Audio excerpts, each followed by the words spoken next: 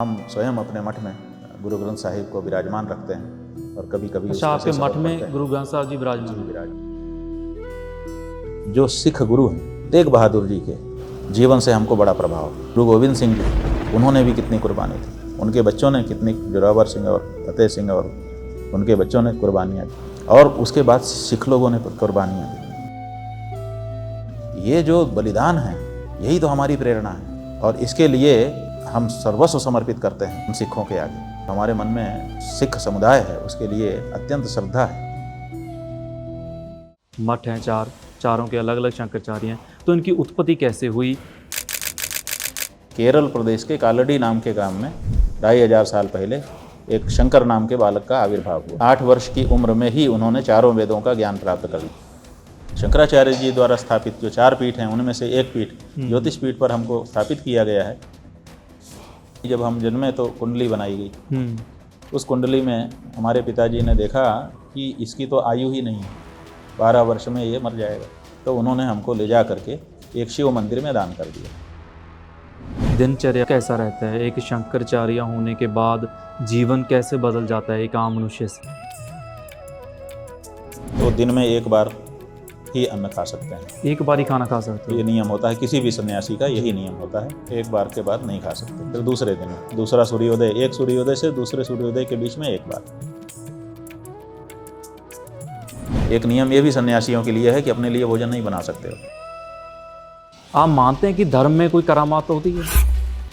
चमत्कारों के पक्ष में हम नहीं रहे। हमारा ये मानना है कि ये जबरदस्ती प्रभाव डालने के लिए, लोगों की बुद्धि को अपनी ओर आकृष्ट करने के लिए एक जरिया जरूर हो सकता है, लेकिन इसका कोई फायदा नहीं।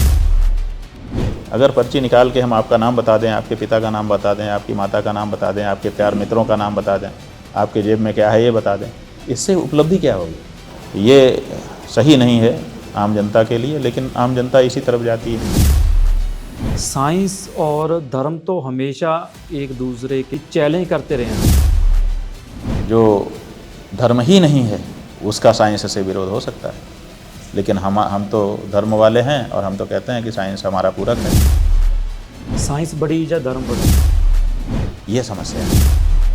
अध्यात्म में गृहस्थी जीवन की जगह। सारा सनातन धर्म तो गृहस्थ आश्रम के इर्द गिर्द ही चलता है। आज बहुत लोग हैं आपको सुनने वाले, आपके प्रशंसक बहुत हैं, आपके फॉलोअर्स बहुत हैं। कभी ये ना रहे, कभी किसी ने ना सुना, पर जब जैसा आएगा मौका वैसे ही हो जाएंगे और आनंद ही रहेगा। परिस्थितियों के हम दास नहीं बनेंगे। ज्योतिष पीठ के बारे में भी कहा जाता है कि एक पार्टी की तरफ अलाइनमेंट थी इनकी, आपके ऊपर भी कई ऐसी चर्चाएं चली।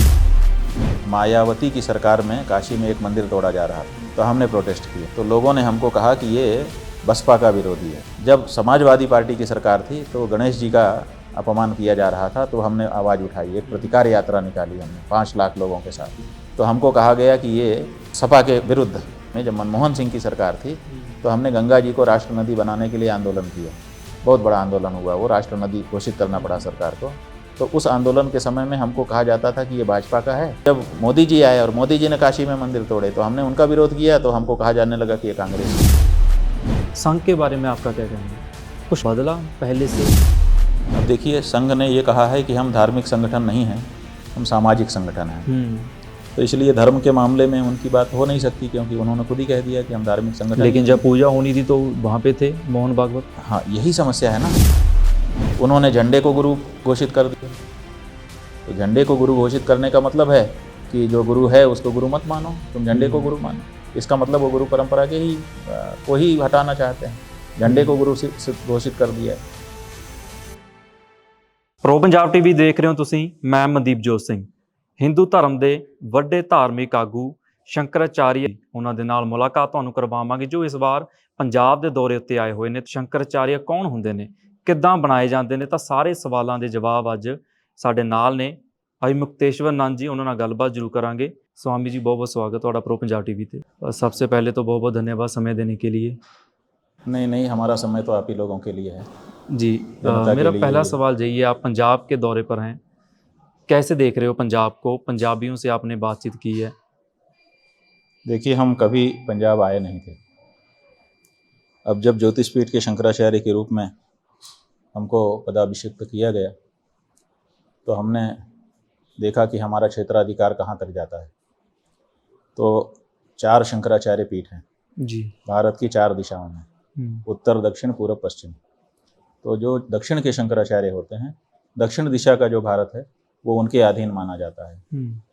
जो पूर्व पश्चिम दिशा के शंकराचार्य हैं, उनका पूर्व और पश्चिम की दिशा पे अधिकार होता है। इसी तरह से उत्तरामनाय, उत्तर का जो शंकराचार्य होता है, उत्तर भारत का उसका क्षेत्राधिकार होता है, माने सीधा उसका धर्म शासन वहाँ पर है।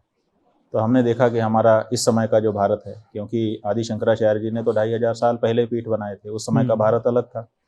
आज तो भारत सिकुड़ गया है, बहुत सारे हमारे देश प्रदेश कट गए। तो अब कितना है? तो 10 प्रदेश हैं जो उत्तर भारत के हैं, वो अभी भी हमारे अधीन हैं, उनमें पंजाब भी एक है। तो हमने अपने क्षेत्राधिकार को देखने के लिए ये यात्रा आरंभ की है। तो सबसे पहले हम हरियाणा गए, क्योंकि जब हमारे सामने हाथ में 10 प्रदेशों की सूची दी गई तो उसमें हरियाणा के नाम में हरि का नाम था, तो हमने सोचा हरि का नाम से शुरू करना चाहिए, इसीलिए पहले हरियाणा गए। उनके 22 जिलों में हमने प्रवास किया, वहाँ के लोगों से मिले, उनके धर्म पालन में क्या समस्या है, क्या सुविधा है, इसको जाना। और उसके बाद फिर हमने पंजाब का रुख किया, क्योंकि हमारा नदियों से और सड़कों से ज़रा ज़्यादा प्रेम है हमको नदी और सड़क अच्छी लगती है, क्योंकि नदी एक ऐसी जगह है और सड़क एक ऐसी जगह है जहाँ पर कोई भी व्यक्ति आ सकता है। बाकी हर जगह पे देखिए, मंदिर है हिंदू आएगा, मस्जिद है मुस्लिम आएगा, गुरुद्वारा है सिख आएगा, अमुक है अमुक आएगा। कोई ऐसी जगह होनी चाहिए जहाँ सब आएँ। तो हम देखते हैं कि सड़क ऐसी जगह है जहाँ सब आते हैं, अमीर गरीब, गोरा पतला, पुरुष स्त्री, सब भेद मिट जाता है। सड़क पे तो सब जाते हैं ना। उसी तरह से नदियों में नहाने के लिए सब आते हैं। तो हमको नदियाँ भी पसंद हैं। तो हमने देखा कि पंजाब ये 5 नदियों का क्षेत्र है और फिर गुरुओं का भी क्षेत्र है और सनातन धर्म के लिए बलिदान देने वालों का एक क्षेत्र है। कभी ऐसा अवसर था, हम लोगों ने इतिहास में जाना समझा है कि लोग धर्मांतरित कराए जा रहे थे। ऐसे समय में इस पंजाब की धरती ने हिंदुओं को बल दिया कि नहीं नहीं, अपना धर्म छोड़ करके दूसरी जगह नहीं जाना चाहिए। तो वो सब संस्कार भी इतिहास से पढ़ करके हमारे मन में थे। तो हमने सोचा कि हम पंजाब की धरती में जाना चाहेंगे। तो पंजाब आए और पंजाब के लगभग सभी जिलों में भ्रमण करके आज मोहाली हम पहुंचे। अगर बात करें शंकराचार्य की, तो इसकी हिस्ट्री में हम जानना चाहेंगे, क्योंकि पंजाब के लोग भी जानना चाहते हैं कि पूरी हिस्ट्री क्या है। शंकराचार्य, 4 शंकराचार्य जैसे आपने बताया, मठ हैं 4, चारों के अलग अलग शंकराचार्य हैं, तो इनकी उत्पत्ति कैसे हुई? तो थोड़ा सा हमें वैदिक काल में भी जाना होगा उसके लिए। हाँ बिल्कुल, वैदिक काल तो क्या, सृष्टि के आरंभ में जाना होगा। क्योंकि एक वस्तु है ज्ञान, उसकी बड़ी ज़रूरत है प्रत्येक व्यक्ति को, चाहे वो व्यवहार का ज्ञान हो चाहे अध्यात्म का ज्ञान हो। बिना ज्ञान के कोई भी व्यक्ति अपना विकास नहीं कर सकता। जो जहाँ है वहाँ से आगे बढ़ने के लिए उसको ज्ञान की आवश्यकता है। तो जब ये सृष्टि बनी होगी, जिस समय पहला व्यक्ति आया होगा, तो उसको ज्ञान की ज़रूरत पड़ी होगी, क्योंकि उसको पता नहीं रहा होगा कि क्या करना है, कैसे करना है, क्यों करना है, कौन हूँ मैं, कहाँ जाना है, क्या मेरे लक्ष्य हैं। ऐसे कुछ मूलभूत प्रश्न हैं, वो उसके मन में उठे होंगे और उन प्रश्नों का जवाब देने के लिए कोई गुरु आया होगा, क्योंकि गुरु से ही हमको इन प्रश्नों के उत्तर मिलते हैं। तो हमारे यहाँ ये बताया गया है शास्त्रों में कि सबसे पहले ब्रह्मा जी के मन में ये सवाल उठे और भगवान नारायण ने उनको वेद रूपी ज्ञान दिया। तो सबसे पहले गुरु नारायण हो गए और सबसे पहले शिष्य ब्रह्मा जी हुए। और ब्रह्मा जी के हृदय में उन्होंने 4 वेदों का ज्ञान दिया और उन्हीं 4 वेदों का कथन ब्रह्मा जी के 4 मुखों से हुआ। तब से ही ये ज्ञान की परंपरा शुरू हो गई। उसके बाद से गुरु शिष्य गुरु शिष्य गुरु शिष्य ऐसी परंपरा चली आ रही है और वो परंपरा चलते चलते सृष्टि के आदि से अभी तक चली आ रही है। उसी के बीच में शंकराचार्य नाम के एक आचार्य हो गए।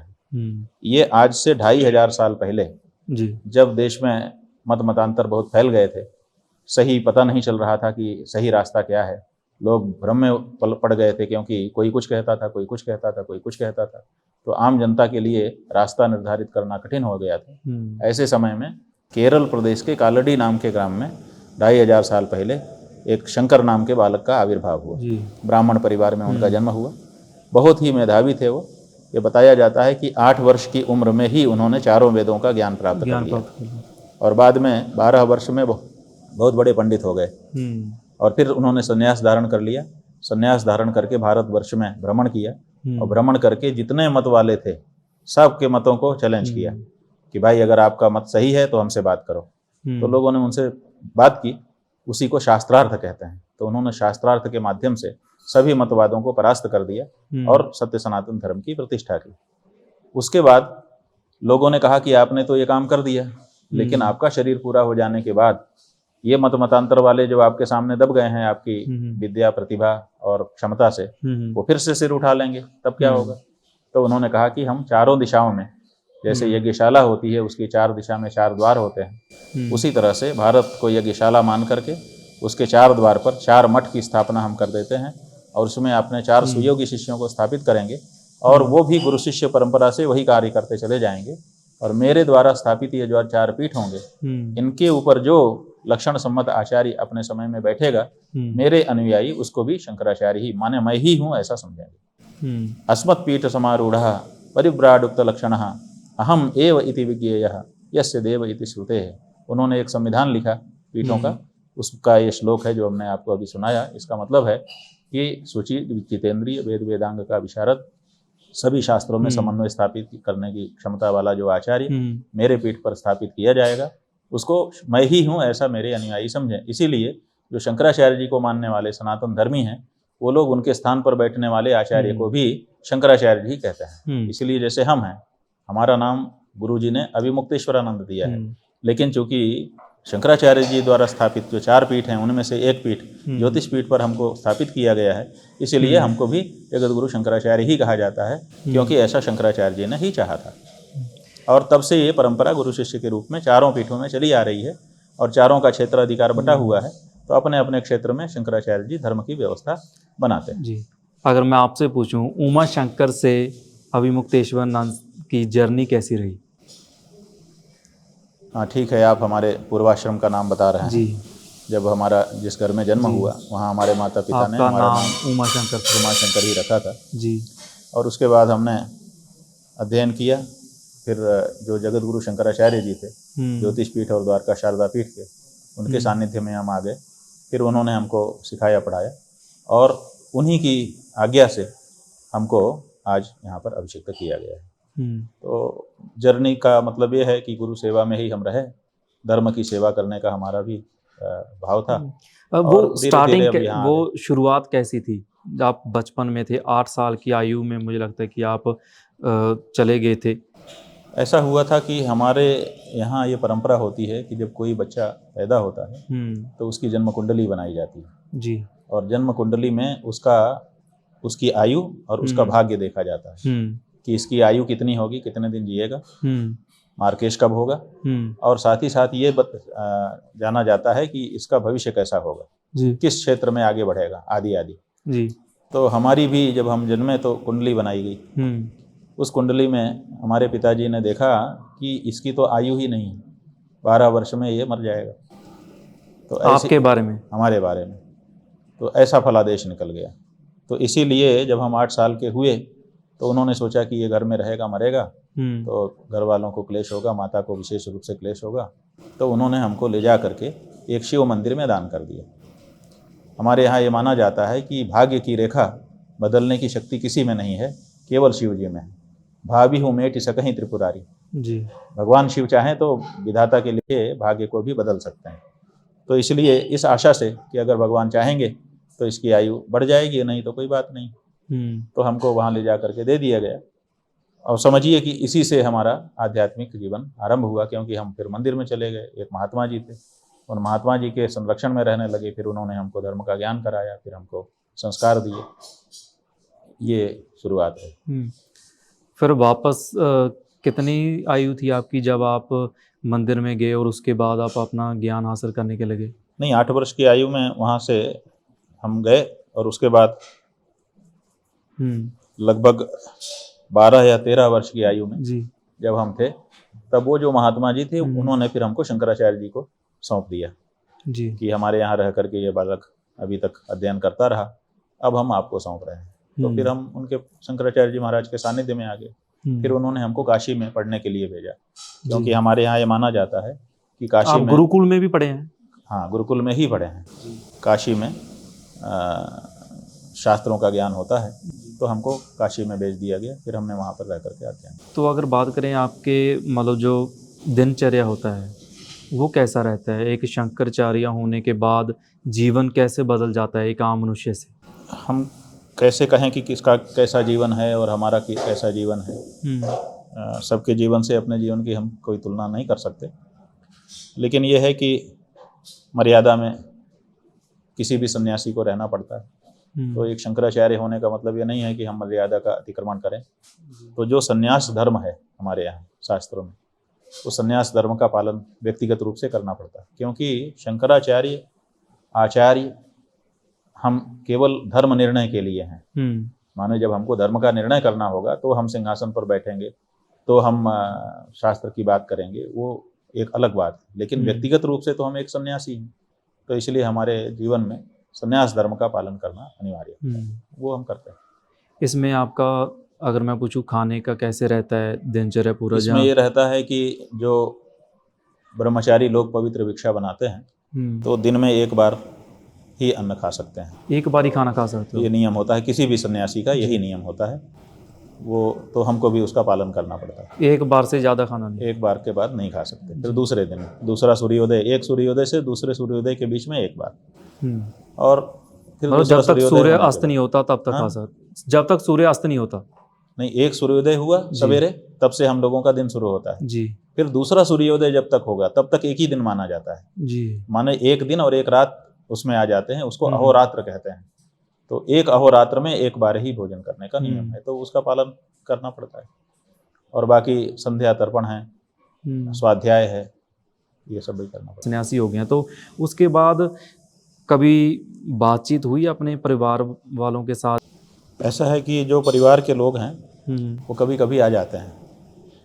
उनका ये कहना है कि तुम सन्यासी हो गए हो, हम थोड़े हो गए हैं।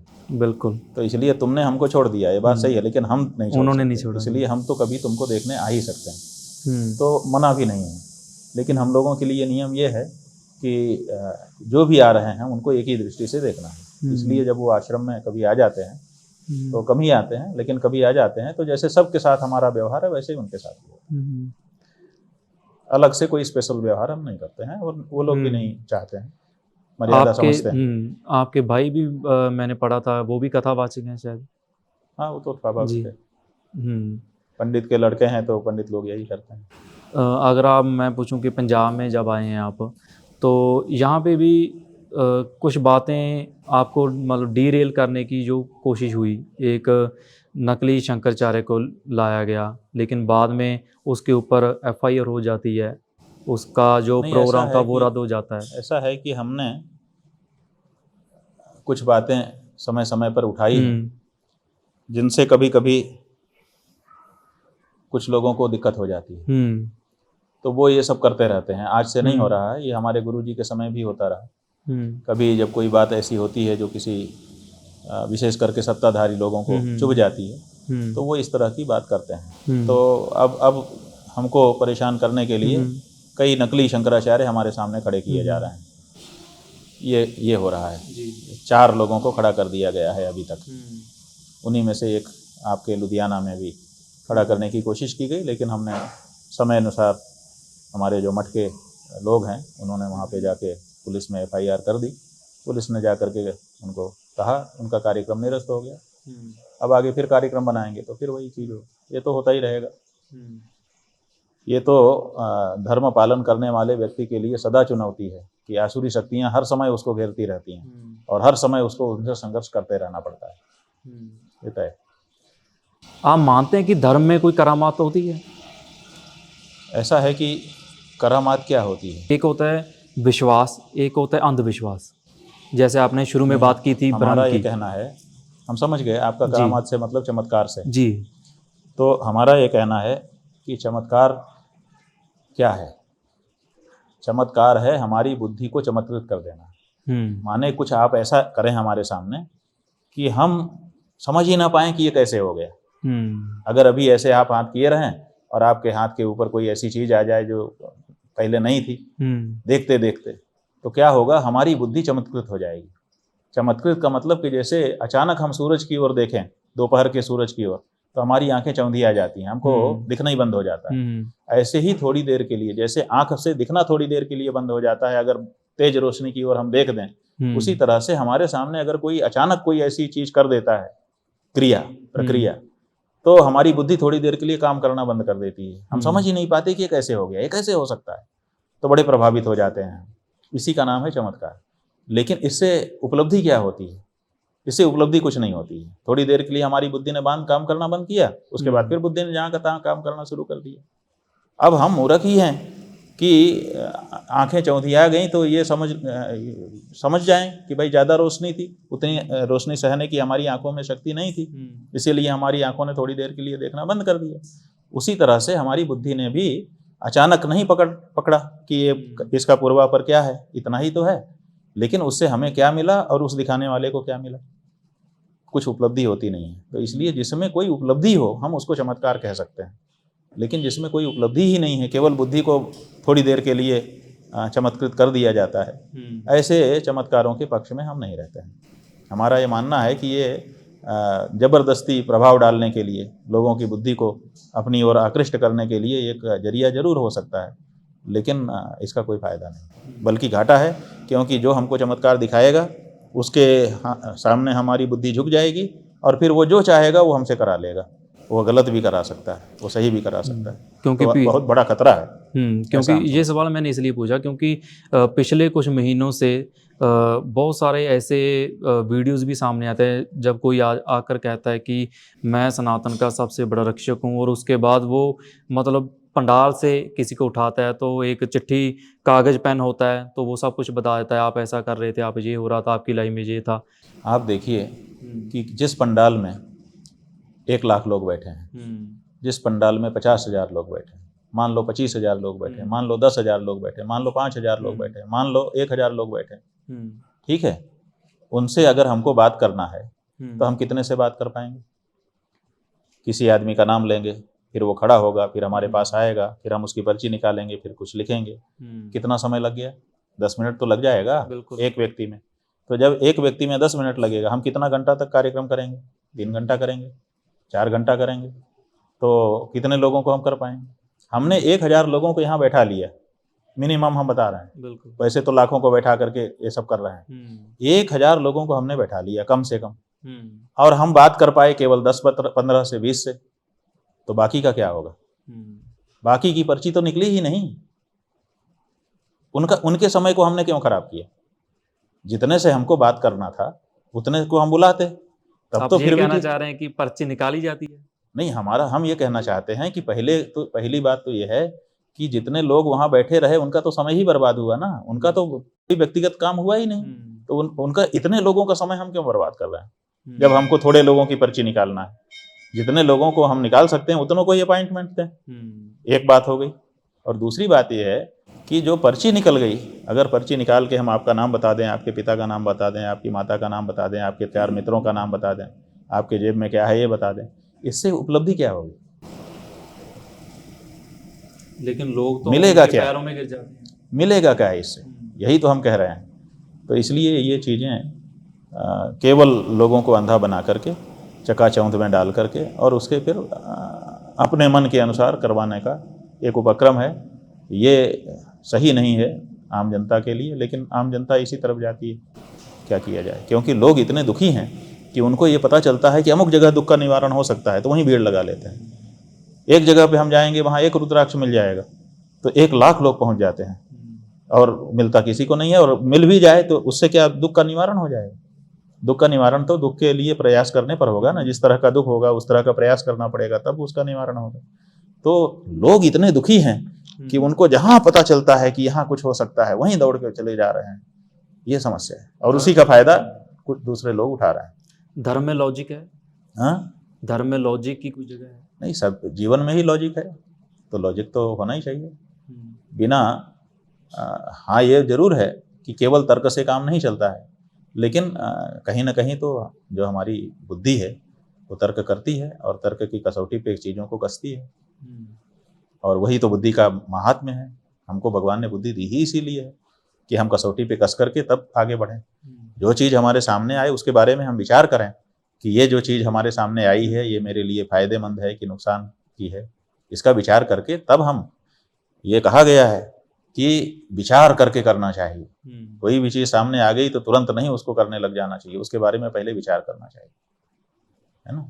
संतः परीक्षान्य तरत भजन्ते मूढ़ पर प्रत्ययन बुद्धि। हमारे यहाँ कहा गया है कि जो सज्जन होता है, जो विद्वान होता है, वो परीक्ष, दो चीज़ें हमारे सामने आई हैं उनमें से परीक्षा करके जो हमारे लिए हितकारी है उसको हम स्वीकार करते हैं। और जो मूढ़ है, मूढ़ माने मूर्ख, मूढ़ा पर प्रत्ययन, मूढ़ व्यक्ति दूसरों के कहे पर चलता है, वो विचार ही नहीं करता कि क्या सही है क्या गलत है, जैसा लोगों ने बता दिया लकीर के फकीर होके चल पड़े, ये समस्या है। तो ये मूर्खता का लक्षण है। लेकिन अगर हम बात करते हैं साइंस की, साइंस और धर्म तो हमेशा एक दूसरे के एंटी रहे हैं, या कह सकते हैं कि चैलेंज करते रहे हैं हमेशा। नहीं, साइंस और धर्म एक ही चीज़ का नाम है, दोनों दो चीज़ नहीं है। जो ज्ञान है उसी के आगे विज्ञान है। ज्ञान, गीता जी में कहा गया है ज्ञानम विज्ञान सहितम, ज्ञान जो है वो विज्ञान सहित होना चाहिए। और ज्ञान और विज्ञान में अंतर क्या है जानते हैं आप? हमारे यहाँ के शब्द की दृष्टि से ज्ञान का मतलब है थ्योरी, जानना, और विज्ञान का मतलब है उसी का अनुभव करना। तो जिस चीज़ के लिए थ्योरी का ज्ञान आपको हो जाए, शाब्दिक ज्ञान जिसका हो जाए, उसका अनुभव भी प्राप्त करना चाहिए, अनुभव ही विज्ञान है। तो जब हमको कोई चीज़ कही जाती है तो हम कौआ कान ले गया ऐसा अगर कहा गया तो हमको क्या करना चाहिए कि तुरंत कान देखना चाहिए कि है कि नहीं। हम क्या करते हैं, कौआ कान ले गया तो कौआ के पीछे दौड़ पड़ते हैं, ये समस्या है। तो हमको जब कोई चीज़ कही जाती है तो हमको विचार करके आगे बढ़ना चाहिए। साइंस बड़ी या धर्म बड़ा? साइंस और धर्म दोनों एक दूसरे के पूरक हैं, दोनों में कोई मतभेद नहीं है। हाँ, जो धर्म ही नहीं है उसका साइंस से विरोध हो सकता है, लेकिन हम तो धर्म वाले हैं और हम तो कहते हैं कि साइंस हमारा पूरक है। लेकिन लोगों ने ये चीज़ ऐसे बांट दी कि जो तर्क में विश्वास रखता है, साइंस में विश्वास रखता है, टेक्नोलॉजी में विश्वास रखता है, उसको साइडलाइन कर दिया और दो शब्द बना दिए, आस्तिक और नास्तिक। नहीं, ऐसा है कि जो विज्ञान है, तकनीक है, असल में क्या हो रहा है कि उसकी एक सीमा है, क्योंकि एक सीमा तक जाएगा तो सीमा के बाद के लिए समस्या हो जाती है कि अब क्या हो। तकनीक ने यहाँ तक तो साथ दिया, लेकिन अब तकनीक जहाँ मौन हो जाती है वहाँ क्या करें। तो वहाँ के लिए फिर ये विचार करना पड़ता है कि अब हमको बुद्धि के बल पर, अध्यात्म के बल पर आगे चलना पड़ेगा। लेकिन जहाँ तक तकनीक है, तकनीक तो हमारी सहायक है। हम अंधेरे में जा रहे हैं, टार्च हमारे पास है, वो तकनीक है, तो वो हमको रोशनी दिखाएगी, हमको गड्ढे में गिरने से बचाएगी, हम उसका सहयोग लेते हैं, उसमें खराबी क्या है। क्योंकि ये सवाल मैंने इसलिए पूछा क्योंकि सुकरात के साथ जो हुआ, दार्शनिक थे, जो फिलोसफर थे सुकरात, तो उनके साथ जो हुआ, लोगों ने उनको ही जहर का प्याला पिला दिया। हालांकि जो वो कह रहे थे वो सत्य है, आज भी सत्य है कि धरती किसके द्वार घूमती है। बात केवल सुकरात की नहीं है, बात हर उस व्यक्ति की है जो बंधी बंधाई लकीर के विरुद्ध खड़ा होकर के सच बताने लगता है। क्या होता है कि किसी ने कोई बात कही, फिर लोगों ने उसका अनुकरण किया, फिर उसका अनुकरण करने लगे, फिर अनुकरण करते करते भूल गए कि किस कारण से कौन सी बात कही गई थी, और फिर वो गलत रास्ते में ही चले गए, लेकिन उसी को सच मानते रहे। और फिर अचानक आकर के एक आदमी सच बात बोल देता है तो वो उनको पचती नहीं है लोगों को, और इसीलिए उसके विरुद्ध खड़े हो जाते हैं।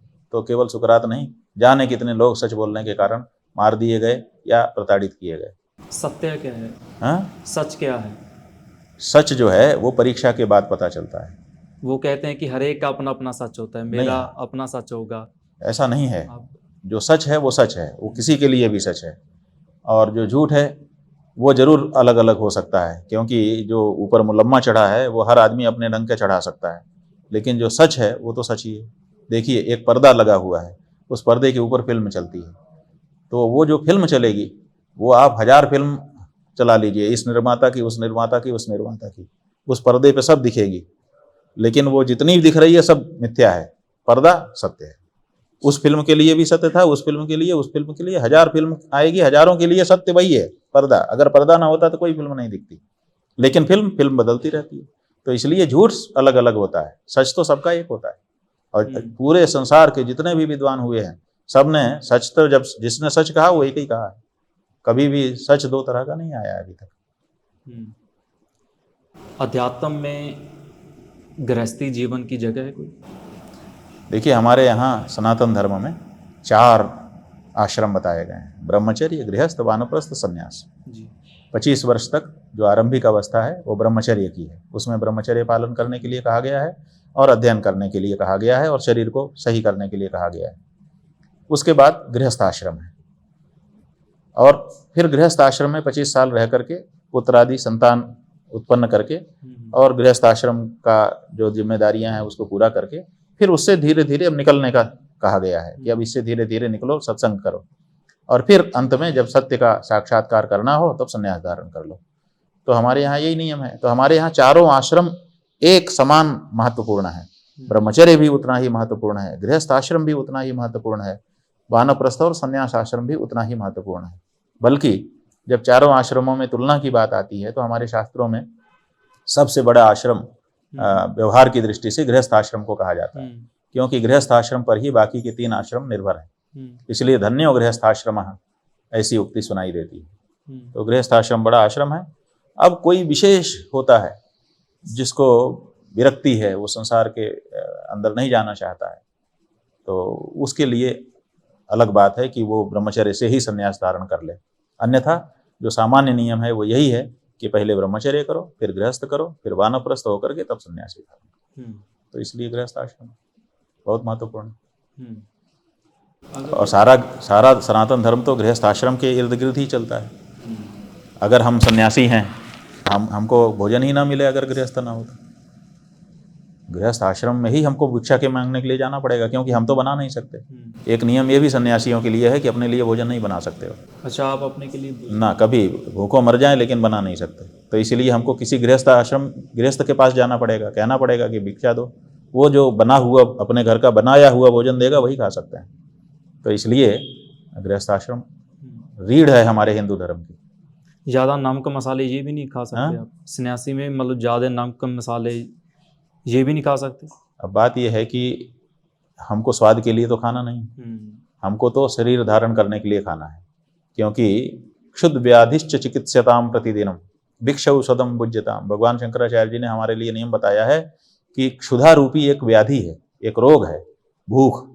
उस भूख रूपी रोग की चिकित्सा के लिए भिक्षा रूपी औषधि स्वीकार कर लेना, माने दवाई के रूप में हमको खाना है, ताकि हम परेशान ना हो। भूख लगेगी तो परेशानी हो जाएगी, फिर मन नहीं लगेगा साधना में, अध्ययन में, चिंतन में, ध्यान में। इसीलिए उसका रोग मान करके उसकी चिकित्सा के लिए खा लेना है। तो जब हम दवा के रूप में खा रहे हैं भोजन, तो उसमें क्या स्वाद है? हमको तो समय पे कुछ खा लेना है ताकि शरीर के प्रति हमारा ध्यान ना जाए। अगर भूखे रहेंगे तो बार बार ध्यान जाएगा। तो अपने ध्यान को सही जगह पे लगाए रखने के लिए इसकी चिकित्सा करना है। इसलिए स्वाद की कोई बात ही नहीं है। एक मनुष्य के लिए ध्यान करना कितना जरूरी है? देखिए, ध्यान तो बाद में छोड़ दीजिए। एक व्यक्ति के लिए, चाहे वो व्यवहार का कार्य कर रहा हो, चाहे परमार्थ का कार्य कर रहा हो, उसके लिए चित्त की एकाग्रता अति आवश्यक है। जब तक एकाग्र नहीं होगा, कंसंट्रेशन नहीं बनेगा, तब तक वो किसी भी कार्य में सफल नहीं हो सकता। तो इसीलिए चित्त को एकाग्र करने के लिए ध्यान की आवश्यकता पड़ती है। तो जो लोग भौतिक जगत में कार्यों में सफल होना चाहते हैं उनके लिए भी, और जो अध्यात्म के क्षेत्र में, चिंतन के क्षेत्र में अपने मस्तिष्क को लगाना चाहते हैं उनके लिए भी ध्यान बहुत उपयोगी होता है। और इसीलिए उसको जीवन में समाविष्ट किया गया है। हमारे यहाँ योग शास्त्र है, योग शास्त्र में अष्टांग योग बताया गया है। यम, नियम, आसन, प्राणायाम, प्रत्याहार, धारणा, ध्यान और समाधि। तो उसमें ध्यान आगे चल करके हर व्यक्ति को करना ही पड़ता है। समाधि में जाने के लिए ध्यान एक सोपान है। परिवार वालों से बातचीत होती रहती है आपकी? नहीं, हमने बताया कि कभी जब वो लोग 1-2 साल में आ जाते हैं तो हम लोगों को सब लोगों के साथ मिल जाते हैं। हमारा जो मन है वो किसी एक परिवार को अपना परिवार नहीं मानता। अब सारा संसार ही हमको अपना परिवार लगता है। जो मिलता है उसी से लगता है कि हमारा ही आदमी है। तो कोई ऐसा अब हम लोगों का नहीं रह गया कि अपने परिवार के प्रति कोई विशेष भाव हो। जब वो लोग सामने भी आते हैं तो हम लोग इतना ही पूछ पाते हैं, ठीक है, बस, इससे ज़्यादा कोई खास बात नहीं। वो लोग भी कहते हैं बस कृपा है। डर लगा है कभी जिंदगी में? डर नहीं लगता हम लोगों को, क्योंकि भगवान रक्षक हैं, ऐसा हम मानते हैं। हमारे यहाँ ये नियम है कि हम जब विरक्त होते हैं, विरक्त का मतलब जब घर छोड़ते हैं, तो घर छोड़ना कठिन होता है, क्योंकि घर ही आदमी को आश्रय है। वहीं पर आपको रक्षा मिलती है, वहीं पे आपके लोग होते हैं जो ज़रूरत पड़ने पे आपकी रक्षा करते हैं। और जब हम वही छोड़ देते हैं और निकल पड़ते हैं, तो जैसे समुद्र में कोई कूद जाए वही हालत हो जाती है। तो उस समय हमारे मन में एक बात बहुत तगड़ी आ जाती है, और वो ये आती है कि है ना ईश्वर, वो रक्षा करेगा। तो इसलिए हर समय हम लोग अपने आप को ईश्वर की अभिरक्षा में महसूस करते हैं कि ईश्वर रक्षा कर रहा है, इसलिए डरने का कोई बात नहीं, कभी डर नहीं लगा। कभी ऐसा लगा हो कि आज बहुत लोग हैं आपको सुनने वाले, आपके प्रशंसक बहुत हैं, आपके फॉलोअर्स बहुत हैं, कभी ये ना रहे, कभी किसी ने ना सुना? देखिए, ना तो ये आता है कि इतने प्रशंसक हैं, और ना कभी ये आता है कि ये रहेंगे कि नहीं रहेंगे। ये परस्पर ही अभी चलती आपने है। कहा, हमने तो कभी ऐसा सोचा ही नहीं। देखिए, हम लोग तो एक शिक्षा हमारी है, वो ये है कि जब जैसा तब तैसा, नहीं तो साधु कैसा, सन्यासी कैसा। तो जब जैसा होता है हम लोग वैसे ही ढल जाते हैं। जब बहुत भीड़ रहती है तो भीड़ के अनुसार ढल जाते हैं, जब एकांत रहता है तो एकांत के अनुसार ढल जाते हैं। दोनों का आनंद लेते हैं, एकांत का भी अपना आनंद है और भीड़ का भी अपना आनंद है। तो जिस समय जो उपलब्ध हो जाए ईश्वर से, उसके आनंद लेना चाहिए, बाद में उसको भूल जाना चाहिए। कोई अपना एक प्रोटोटाइप नहीं बना लेना चाहिए कि हम ऐसे ही रहेंगे, कोई स्टैंडर्ड नहीं बना लेना चाहिए। इसलिए साधु का कोई स्टैंडर्ड नहीं होता, जिस समय जैसी परिस्थिति है उसी में डल जाना है। हम परिस्थिति को अपने अनुकूल नहीं बनाते, परिस्थितियों के अनुकूल हम खुद ढल जाते हैं, इसलिए आनंद। जब जैसा आएगा मौका वैसे ही हो जाएंगे और आनंद ही रहेगा, क्योंकि परिस्थितियों के हम दास नहीं बनेंगे। जिंदगी क्या है? जिंदगी ईश्वर के द्वारा दिया गया एक उपहार है, एक अवसर है कि हम ये जो जन्म मृत्यु का चक्र चल रहा है, इस चक्र से अपने आप को बाहर निकाल करके मोक्ष को प्राप्त कर सकें। तो हम लोग ये मानते हैं कि भगवान ने कृपा करके हमको ये जीवन दिया है कि तुम अपने उद्धार का प्रयत्न कर लो।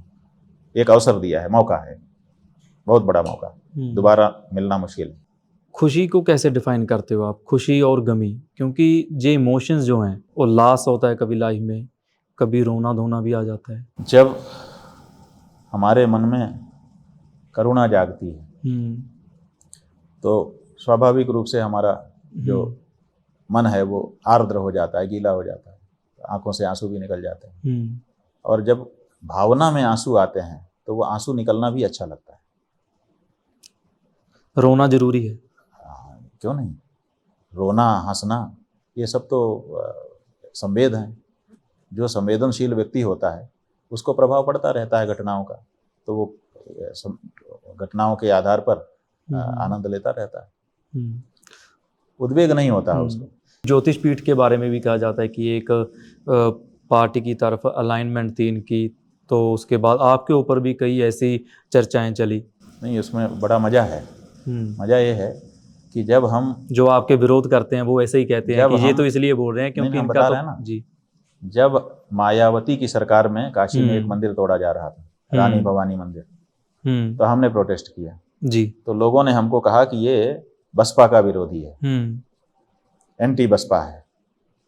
उसके बाद फिर जब समाजवादी पार्टी की सरकार थी तो गणेश जी का अपमान किया जा रहा था, तो हमने आवाज उठाई, एक प्रतिकार यात्रा निकाली हमने 5 लाख लोगों के साथ जी। तो हमको कहा गया कि ये भाजपाई है और सपा के विरुद्ध कार्य कर रहा है। फिर हमने 2008 ईस्वी में जब मनमोहन सिंह की सरकार थी तो हमने गंगा जी को राष्ट्र नदी बनाने के लिए आंदोलन किया, बहुत बड़ा आंदोलन हुआ, वो राष्ट्र नदी घोषित करना पड़ा सरकार को। तो उस आंदोलन के समय में हमको कहा जाता था कि ये भाजपा का है, कांग्रेस का विरोधी है। और फिर अब जब मोदी जी आए और मोदी जी ने काशी में मंदिर तोड़े तो हमने उनका विरोध किया, तो हमको कहा जाने लगा कि ये कांग्रेसी है। तो हम तो जनता के द्वारा कभी कभी किसी किसी पार्टी में बैठा दिए जा रहे हैं। सच्चाई ये है कि हमारी कोई पार्टी नहीं है, हम तो अपने पार्टी के लेवल से सोचते ही नहीं, हम तो धर्म के अनुसार सोचते हैं और उसी अनुसार जो सच बात होती है उसको कहते हैं। संघ के बारे में आपका क्या कहना है? संघ के बारे में हम क्यों कुछ कहें? कुछ बदला पहले से? आप क्या आप देखते हैं कि माने आप ऐसे किस परिप्रेक्ष्य में संघ के बारे में हमसे पूछ रहे हैं? आइडियोलॉजी वाइज, और मैं कहूँगा कि जो आज की जो पॉलिटिक्स हो रही है उसके हिसाब से, उसके कॉन्टेक्स्ट में आप कैसे सोचते हैं कि संघ की बुनियादी जो उनके सिद्धांत थे जो पहले थे और वो आज हैं? अब देखिए, संघ ने ये कहा है कि हम धार्मिक संगठन नहीं हैं, हम सामाजिक संगठन हैं। तो इसलिए धर्म के मामले में उनकी बात हो नहीं सकती, क्योंकि उन्होंने खुद ही कह दिया कि हम धार्मिक संगठन लेकिन ही जब नहीं पूजा होनी थी तो वहाँ पे थे मोहन भागवत। हैं। हाँ, यही समस्या है ना कि उनका वो भी वक्तव्य, पहले 3 बंदे थे तो उनमें से एक थे वो। उनके जो आचरण हैं और उनके जो वक्तव्य हैं दोनों मिलते जुलते नहीं। लेकिन उन्होंने बार बार ये कहा है कि हम धार्मिक संगठन नहीं हैं, हम सामाजिक संगठन हैं। तो इसलिए धर्म के मामले में उनका हम गणना कर ही नहीं सकते। और जहाँ तक उनकी आइडियोलॉजी की बात है, तो उनकी आइडियोलॉजी तो हमारे विरुद्ध ही है। सबसे बड़ी बात, जो मूल बात आपको बताएं, वो ये है कि हम लोग गुरु परंपरा को मानते हैं। हम ये मानते हैं कि सृष्टि के आदि से गुरु की परंपरा चली आ रही है। हर समय शिष्य को गुरु की ज़रूरत होती है। जो ज्ञानी नहीं होता उसको किसी ज्ञानी की ज़रूरत होती है ताकि वो भी ज्ञान प्राप्त कर सके। तो इसलिए सृष्टि के आदि से ही जिज्ञासाएं लोगों के मन में पैदा होती रही हैं और उनको कोई ना कोई गुरु आकर के पूरा करता रहा है। तो ऐसे समय में उन्होंने झंडे को गुरु घोषित कर दिया। तो झंडे को गुरु घोषित करने का मतलब है कि जो गुरु है उसको गुरु मत मानो, तुम झंडे को गुरु मानो। इसका मतलब वो गुरु परंपरा के ही को ही हटाना चाहते हैं। झंडे को गुरु से घोषित कर दिया है। तो हमारी तो पूरी विचारधारा से ही उनको विचारधारा अलग तरह की है। स्वामी जी, आपको डीरेल कौन करना चाहता है? अब भाई, जिसको परेशानी होती होगी वही खड़ा करता होगा। देखिए, हमारा ये कहना है कि अगर किसी को परेशानी है हमसे तो हमसे बात करे। बिल्कुल। लेकिन वो बात करने भी नहीं आते हैं और इस तरह की चीज़ें खड़ी करते हैं। तो हमको लगता है कि जिसको समस्या है उसके पास हमारी बात का जवाब नहीं है, इसीलिए वो सामने नहीं आता है और इसीलिए वो छिप करके षड्यंत्र करता है। ऐसा हम समझते हैं। कभी बैठकर बात करने के लिए आपको आमंत्रित किया गया? मतलब क्योंकि योगी आदित्यनाथ तो वो भी कहते हैं कि मैं साधु हूँ, जो सब कुछ हो रहा है। भाई देखिए, हमको तो कभी ना तो उन्होंने बुलाया, बल्कि अभी जब गौ माता का काम हमने शुरू किया, ये आंदोलन, गौ प्रतिष्ठा आंदोलन शुरू किया कि गाय को राष्ट्रमाता घोषित किया जाए और गौ हत्या को बंद किया जाए, क्योंकि अब गाय बहुत कम बची है। पहले हमारे देश में करोड़ों गाय थी, अब धीरे धीरे खत्म हो गई। जब आज़ादी हुई तब 78 करोड़ गाय थी, अब 17 करोड़ बची है 2019 में। अब वो भी खत्म हो रही है। रोज 1 लाख के करीब गाय कट रही है। तो अब थोड़े दिन में गाय खत्म हो जाने वाली है। तो हमने सोचा कि अब नहीं खड़े हुए तो बहुत मुश्किल हो जाएगी। तो हमने गौ प्रतिष्ठा आंदोलन जो संतों का था उसको चारों शंकराचार्यों ने आशीर्वाद दिया, तो हमारे पास आए तो हमने भी आशीर्वाद दिया। और सब शंकराचार्यों में छोटे होने के नाते हमने थोड़ा सा उसमें भाग भी लिया। तो हमने सोचा कि जो गाय से संबंधित लोग हैं, जिन्होंने गाय के लिए कुछ किया है, उनसे भी बल लेना चाहिए। तो इसीलिए हम गोरखपुर गए, क्योंकि गोरखपुर जो है गोरक्षनाथ जी की कर्मभूमि है। तो हम वहाँ गए और जा करके हमने गोरक्षनाथ जी का दर्शन किए और उनसे ताकत मांगी कि आप गोरक्षनाथ हैं, गौ रक्षा के लिए आपके बल की हमको आवश्यकता है। तो हम तो गए वहाँ, लेकिन उनसे तो हमारी कभी ऐसी बातचीत नहीं हुई, क्योंकि वो अपने राजनीति में है और राजनीति की अपनी अलग मांग होती है। तो जो व्यक्ति जहाँ है उसके अनुसार ही उसको वर्तन करना पड़ता है। तो उनकी क्या परिस्थितियां हैं वो जानते होंगे, हम तो नहीं कह सकते। लोग तो ये भी कहेंगे कि बीजेपी की तो आधार ही बीजेपी का ये है कि हम गौ रक्षक हैं। यूपी में जैसे आप कर लीजिए, कितने ज़्यादा गौ रक्षक वहाँ पे तो संगठन बने हुए हैं। नहीं, अगर बीजेपी ये कहती है कि हम गौ रक्षक हैं तो स्वागत है, लेकिन गौ रक्षा करके तो दिखाओ। आप 10 साल से सरकार में सीधे हो, उसके पहले 5 साल वाजपेयी जी के समय में आप सरकार में थे। तो आप 15 साल से सरकार में हो, आपने गाय के लिए क्यों कानून नहीं बनाए? आपने गाय के हत्या को रोकने का कोई उपाय क्यों नहीं किया? ये भी तो बताना पड़ेगा। केवल हम कहें कि हम ये हैं, इतने से थोड़े होगा। हमारे लक्षण भी तो ऐसे ही होने चाहिए। अच्छा, तो क्या फर्क क्या देखते हो? वो कहाँ दिखा? वाजपेयी सरकार और नरेंद्र मोदी सरकार में क्या फ़र्क देखते हो? भाई, हम तो कोई फ़र्क नहीं देख रहे हैं, क्योंकि आप तब भी आंदोलन लड़ रहे थे। हम तो धार्मिक व्यक्ति हैं और जो धर्म के साथ है उसी के साथ हम। आखिरी सवाल है, पंजाब में आए हो आप और यहाँ पे बहुत सारे पंजाबियों ने भी आपका स्वागत किया है, तो सिख धर्म को कैसे देखते हैं आप, सिख लोगों को कैसे देखते हैं? देखिए, हम पंजाब जब नहीं आए थे उसके पहले से ही जो सिख गुरु हैं तेग बहादुर जी के जीवन से हमको बड़ा प्रभाव पड़ा, क्योंकि जब उनके ऊपर आक्रमण किए गए और उनको ये कहा गया कि आप इस्लाम अंगीकार कर लो, तो उन्होंने कहा मैं ये नहीं करूँगा, और उनके ऊपर खौलता पानी उड़ेल दिया गया, जाने कितने अत्याचार किए गए, चमड़ी उधड़ गई, बेहोशी छा गई जैसा हमने पढ़ा है। और फिर जब होश आया तो कहा गया कि अंतिम मौका है, अभी भी जान बख्श दी जाएगी, अभी भी इस्लाम अंगीकार कर लो। लेकिन उन्होंने इस स्वीकार नहीं किया, उनका सिर काट करके फेंक दिया गया। दिल्ली में शीशगंज गुरुद्वारा बना है, हम वहाँ बचपन में जाके दर्शन कर चुके हैं। तो हमने जब ये कहानी बचपन में पढ़ी तो हमारे मन में बहुत बड़ा आदर गुरु तेग बहादुर जी के लिए। बाद में फिर गुरु गोविंद सिंह जी, उन्होंने भी कितनी कुर्बानी दी, उनके बच्चों ने कितनी, जोरावर सिंह और फतेह सिंह और उनके बच्चों ने कुर्बानियाँ दी, और उसके बाद सिख लोगों ने कुर्बानियाँ दी। गाय के संदर्भ में आपके जो कुका नामधारी सिख हैं जी, उन लोगों की जो कुर्बानियाँ हैं, ये जो बलिदान है, यही तो हमारी प्रेरणा है, और इसके लिए हम सर्वस्व समर्पित करते हैं उन सिखों के आगे, जिन्होंने डट करके मुकाबला किया और दृढ़ता के साथ अपने धर्म को बनाए रखा। तो हमारे मन में जो सिख समुदाय है उसके लिए अत्यंत श्रद्धा है, और हम स्वयं अपने मठ में गुरु ग्रंथ साहिब को विराजमान रखते हैं, और कभी कभी अच्छा, आपके मठ में गुरु ग्रंथ साहिब जी विराजमान हैं? विराजमान, ज्योतिष पीठ में जी। बहुत बहुत धन्यवाद।